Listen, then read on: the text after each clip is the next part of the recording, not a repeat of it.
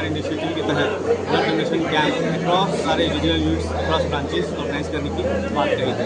ये एक CSR का एक बहुत यूनिक एक्शन है जिसमें सारे एम्प्लॉई वॉलंटरली पार्टिसिपेट कर रहे हैं और एक नोबेल काउज वुमेन मिशन की तरफ बैंक खड़ा है, न एक फाइनेंशियल ऑर्गेनाइजेशन बट एक सोसाइटी का पार्ट होते हुए अपनी सामाजिक जिम्मेदारी भी निभा रहा है। सर आज कितने लोग पार्टिसिपेट करिए यहाँ पर? अराउंड 150 मिक्स कलेक्शंस होंगे। सुबह कितने बजे शुरू हुई? अभी तो 10 बजे से शुरू हुई। एसपी साहब के आगमन के साथ ये स्टार्ट हुआ, लाइट क्लैंपिंग के साथ हुआ। आपका शुभ नाम? मेरा नाम धीरज कुमार, रीजनल मैनेजर बिहार।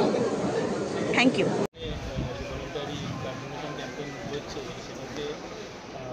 সব কর্মচারীরাই অংশগ্রহণ করেছেন। সামনেই ব্যাংকিং ডে রয়েছে, তার আগেই এই উৎসর্গ হয়েছে, ক্যাম্পেইন হয়েছে।